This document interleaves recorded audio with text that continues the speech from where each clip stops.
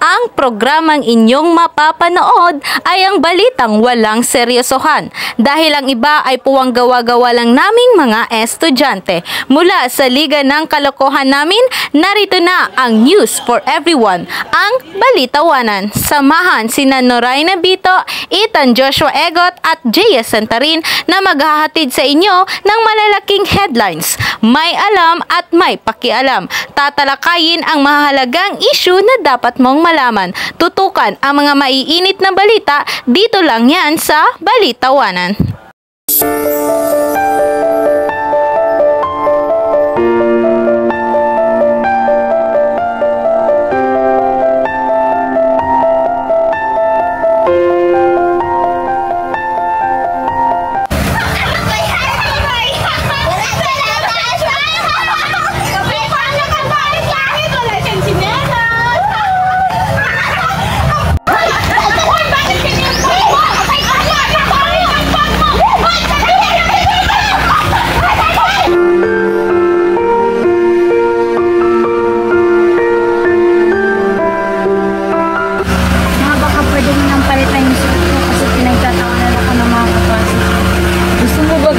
Na mahirap tayo, alin ang dapat kahangaan?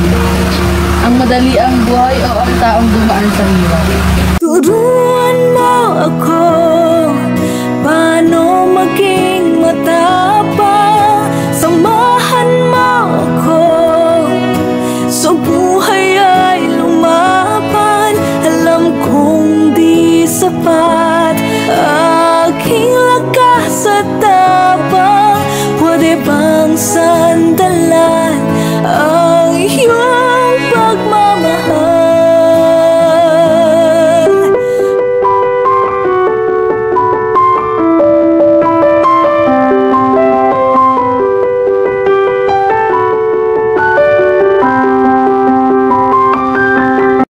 Ma, bakit tayong mga taduray kakulay natin ang puti? Kaya ba marumi ang tawag nila sa akin? Ang taong madumi ay ang taong hindi malinis ang puso.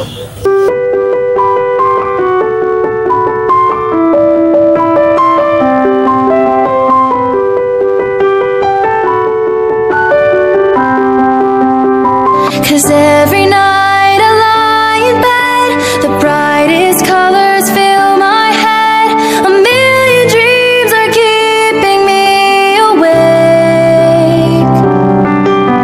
I think of what the world could be, a vision of the one I see.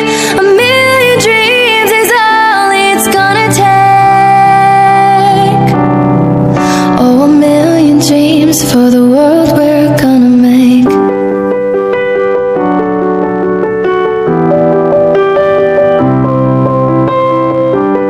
Safeguard Kill 99.9% germs protection. Magandang buhay at maligayang panonood sa oras ng balita dito sa Balitawanan. Noray Nabito, Ethan Joshua, J.S. Santarin, magdadala sa inyo ng mga pinakabagong updates mula dito sa buong mundo. Sa mundong puno ng impormasyon. nagsusumikap kaming salain ang ingay upang maihatid sa inyo ang pinakanauugnan. At maaasahang balita. Manatiling nakatutok para sa mga nangunguna. At importanteng kwento ng balita. Narito ang mga balita sa oras na ito. Road crash incident sa Cagayan de Oro ating tutukan. Barangay Borongotan celebrating 67th founding anniversary. Presyo ng pangunahing bilihin tumaas. City of Upi isinailalim sa state of calamity dahil sa matinding epekto ng El Nino. Sino kaya ang nanalo sa ating alamin maya-maya lang? Sa showbiz, Bangsamoro singer Shaira released her new music video cover by Barb. Barangay Borongotan celebrating 67th founding anniversary. Masayang ipinagdiwang ng mga taga-Barangay Borongotan ang kanilang ika-67th na kapistahan noong Abril 2024. At ang itinampok nilang programa dyan ay ang Macho Gay na merong 7 kakalaban sa bawat purok ng nasasabing barangay. Naging hurado dyan ang mga napiling guro mula sa paaralang St. Francis Episcopal School of UP Incorporated na sina Ma'am April Hanicinco at Ma'am Diane May Labasan, at ang host ay si Sir Aljon Billones. At ang nanalo sa naturang programa ay ang taga-barangay Everlasting na congratulations John Kebs Del Rosario for winning the Macho Gate 2024 of Barangay Borongotan. Isang trailer truck na naglalaman ng mga butil ng mais mula Cotabato. Isang trailer truck na naglalaman ng mga butil ng mais mula Cotabato patungong Cagayan de Oro City ang bumaba sa mobile checkpoint na matatagpuan sa junction ng Butadon SND Road, National Highway, Kapatagan, Lanao del Norte, nitong Miyerkules ng hapon, 3:20 p.m. April 4, 2024. Ang super na truck, iginiit na nag-malfunction ang kanyang breaker habang binabagtas ang intersection ng SND Butadon. Tumalsik ang butil ng mais sa mga highway sa Butadon matapos bumangga sa checkpoint na nagresulta sa pinsala sa kanyang truckman. Tumugon ang mga tauhan ng MDRRM at binigyan ng paunang lunas si G. Lagidao Escobero, 22 taong gulang mula sa UP, Maguindanao. Agad siyang dinala sa Kapatagan Provincial Hospital para sa karagdagang medical assessment. Ops! Huwag mo na kayong lilipat. Dito nyo patunayan na kaya nyong mag-antay sa taong mahal mo. Magbabalik kami dito sa Balitawanan.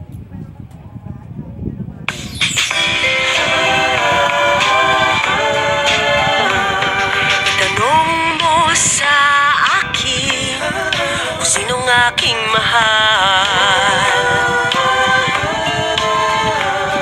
Itanong mo sa akin, sagot ko'y di magtatagal.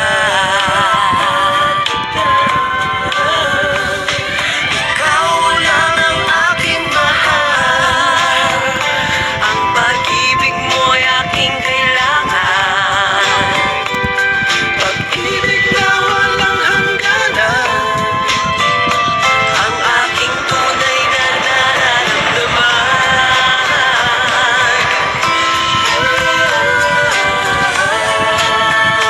Ang nais ko sana'y inyong malaman, sa hilaga o sa timog o kanluran, at kahit saan naman, ang laging isisigaw. Ikaw ang aking mahal, ikaw ang aking mahal, ikaw ang aking mahal. Pagpanak kita. Sa panahon naman tayo, supply ng tubig sa UP Maguindanao del Norte, bumaba. Alamin natin lahat ng yan sa ulat ni Jeric Momando. Jeric Momando, anong update? Maraming salamat, Noray Navito. Ito na ngayon ang naging epekto ng matinding El Nino sa Barangay Maguindanao del Sur. Yan ang aking ulat sa panahon ngayon. Maraming salamat, Jeric Momando. Mga pangunahing bilihin sa bayan ng UP, tila tumaas na? Go. Ating alamin yan sa report ni Rowie Jane Berlaza. Live na live yan sa Nuru UP Maguindanao del Norte Public Market. Go. Anong update dyan, Rowie? Salamat, Jaya Santarin, at ito ang ating bagong balita para sa market update.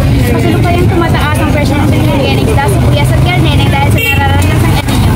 Basta sa isang tender ang aming nakapanayam, tumaas ang mga 100 kada kilo ang presyo ng isda at iba pang bilihin. Magkano pa yung isang kilo ng kamatis? 35. Yung sibuyas po. Isang kilo ng bangus, kuya? Wait lang po. Ito po. 200. Sa hindi dito, hindi. Sa hindi dito, hindi po. Sige, balik po ako. Thank you. Maraming salamat, Rowie Jane Berlaza. Sino kaya ang nanalo sa ating alamin ulat ni John Usman? Anong update ngayon dyan, Gert Kulab Usman? Maraming salamat, Ethan Jessa Ekot. Ito na nga ang mga sport update. Filipino gymnastic, Carlos Hula. After the bronze, the gold medal in the parallel bowls event and silver medal in the men's vault final of the 2024 FIG Artistic Gymnastic Apparatus World Cup on Saturday evening in Doha. Ngayon narito ako sa Nuro Central Elementary School. Live natin masisilayan ang mga pagdalawin ng kabataan sa aking buhay. Maraming salamat, John Kurt Kulab Usman. Ihatid naman sa atin ni Balitawanan Showbiz Anchor, Giselle Trabajada, ang mga maiinit na balita sa mga iniidolo nating artista. Maraming salamat, Jaya Santarin, at ako ang magdadala sa inyo ng mga latest updates sa mga iniidolo nating mga artista. Una na dyan, Queen of Bangsamoro Pop na si Shaira, naglabas ng bagong kanta na Selos na Yan Friend. Nasisira na ba ang araw mo? Tuwing nakikita mo na may mas angat sa'yo? Tila ba hindi ka masaya pag may tumataas, hinihila pababa? Selos na Yan Friend! Ito ang mga patamang liriko sa inilabas na official music video ng Queen of Bangsamoro Pop na si Shaira.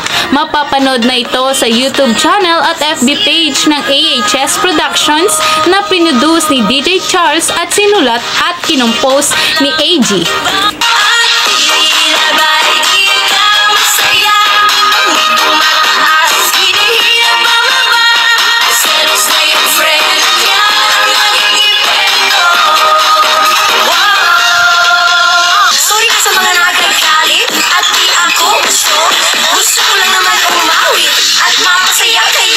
At eto pa, sa mga fans ng tinaguriang Queen of Bangsamoro Pop na si Shaira, good news dahil ang pinasikat nitong kanta na Selos ay babalik na sa lahat ng online streaming platforms. Magandang araw po sa atin. Sa inilabas na official statement ni Shaira, sinabi nito na nagkaayos na ang AHS Production at ang kampo ni Lenka.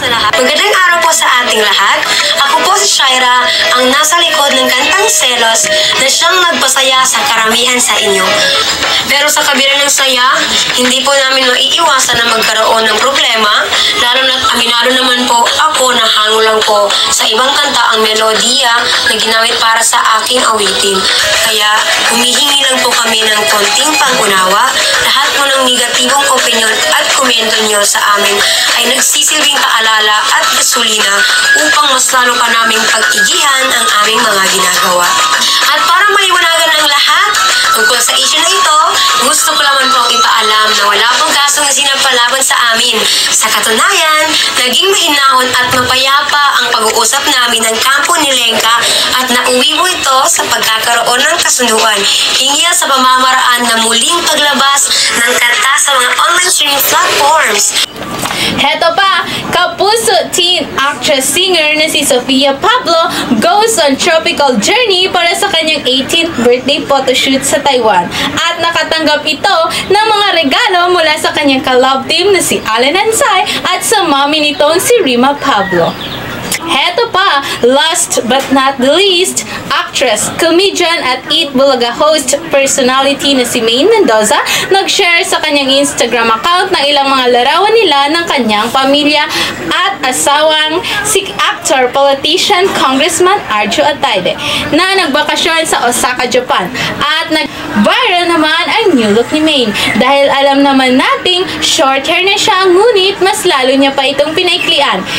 Yan ang aking tinutukan sa mga ganap at impormasyon ng ating mga celebrities. Rachel Malvaran Trabajada, nakatutok para sa Balitawanan Showbiz News Update. Maraming salamat sa pagsama sa amin ngayon sa Balitawanan. Yan ang ating nakalap na impormasyon sa oras na ito. Ang inyong oras ay mahalaga. At papahalagaan namin ang pagdinig nyo sa amin Upang manatiling may kaalaman Hanggang sa susunod, mag-ingat! Natiling may kaalaman at magkaroon ng isang kamangha-manghang araw. Ako po, si Noraina Bito. Ako po si Ethan Joshua, Jaya Santarin. handang maglingkod. At magbibigay ng totoong impormasyon sa inyo. Hanggang sa muli! Paalam!